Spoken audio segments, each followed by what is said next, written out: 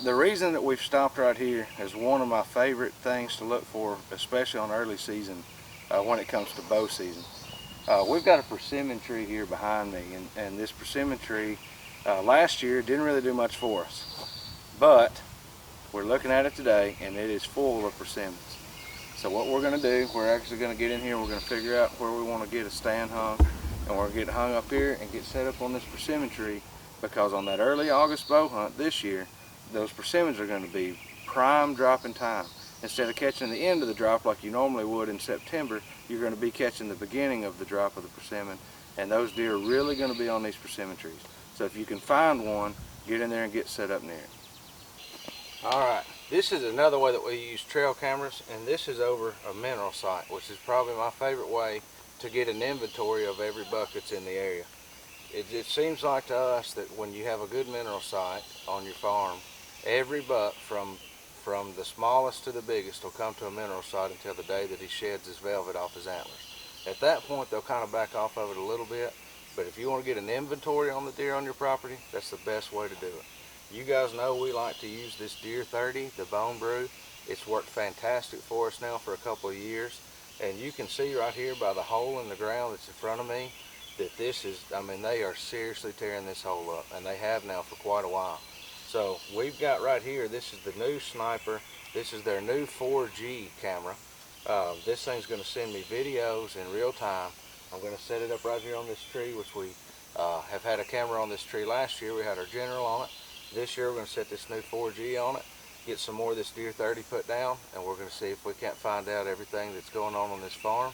And hopefully the 10-pointer that we passed up last year in December is going to be around here this year, and I'm going to be after him hard. Alright, we've been talking about these Deer 30 sites. We've been out freshening all of our sites up today. This one's actually, me and Jack have been joking, it's kind of like a little watering hole that the deer have created themselves by digging on this Deer 30. But this particular spot, the reason that we're set up in the corner that we are here, we've actually got a food plot over to our right that we've had for several years now, and a hardwood ridge to the outside over here, up on a hill where the deer like to bed. So this place right here is just a perfect transition area to catch the deer in the late evenings as they come down off of their bedding ridges and come down in here to feed and get water and things like that. So that's why we're set right here in this corner where everything kind of comes together. Deer love edge, and that's exactly what this is. Alright, the next thing we want to talk about is water holes. This is a spring-fed pond that we've got here on the farm, and it keeps water pretty much year-round, even if it's just a few inches of water at a time. Sometimes it's not deep at all, but it's enough water for the deer to come in here and get something to drink. They like the cover of these woods being around it. They don't feel exposed like they would with a pond out in the middle of out in the middle of a field or something. And so we like to get in here and check these watering holes. We've got a camera that we'll have set up on the other end. We pretty much know where they're coming in and out of here, so we're going to look around in here. It's going to be another spot that we're going to try to get a stand hung and be ready here in a few weeks when the bow season gets open. Now this might look like kind of an odd spot where I'm standing. This is just an open cattle gate. There's a lot of thick woods on either side of us, a really heavy thicket to the right, and some creeks and old stone walls down this way, and it just kind of filters the deer right to this area. Now this gate's been open for years, and the deer walk right through this gap that I'm standing in. You might remember in an episode in the springtime, my good friend Todd Cone shot a gobbler that had just come through this very same fence gap. It funneled here the same way. What we're going to do, we're going to take this camera. I've got another one of my Generals here, and in this case we're actually going to use one of these Sniper, the camera mounts, the screw-in camera mounts, and we're going to go ahead and mount this camera right here to the post on the fence. And I'm going to turn it and I'm going to face it back this way, so that way I'll get any deer that are coming, back or forth. I may get them walking away from this angle, and if I continue to get them walking away, I may turn the camera and set it in another area.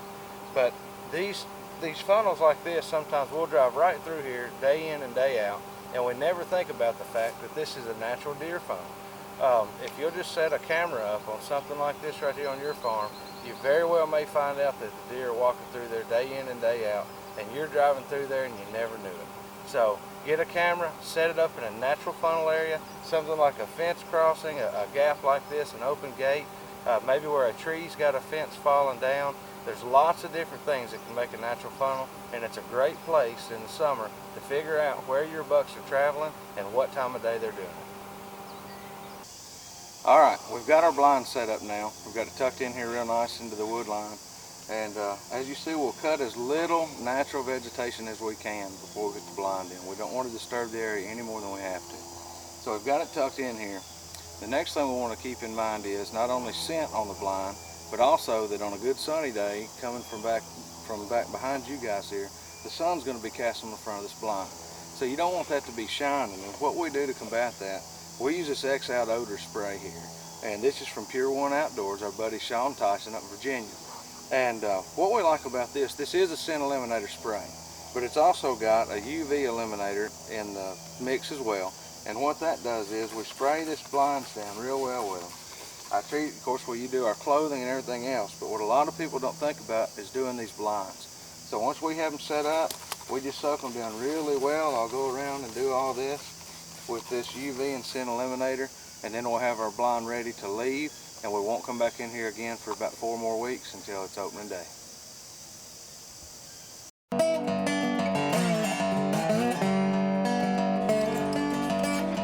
So, just a quick recap. When you're getting out and setting up for preseason, number one, try to keep the kids and your family involved. It's a great way to get them out and let them have a good time with you and help you out doing some of the work you need to get done. Look for some of these spots we've talked about today: natural funnels, waterways, bearing fruit trees. Find these things right now in the preseason, and most importantly, be sure to practice with your archery equipment before you get out and get ready to hunt. It'll definitely make you a better shot, give you more confidence in what you're doing, and when it comes time to make that shot this fall,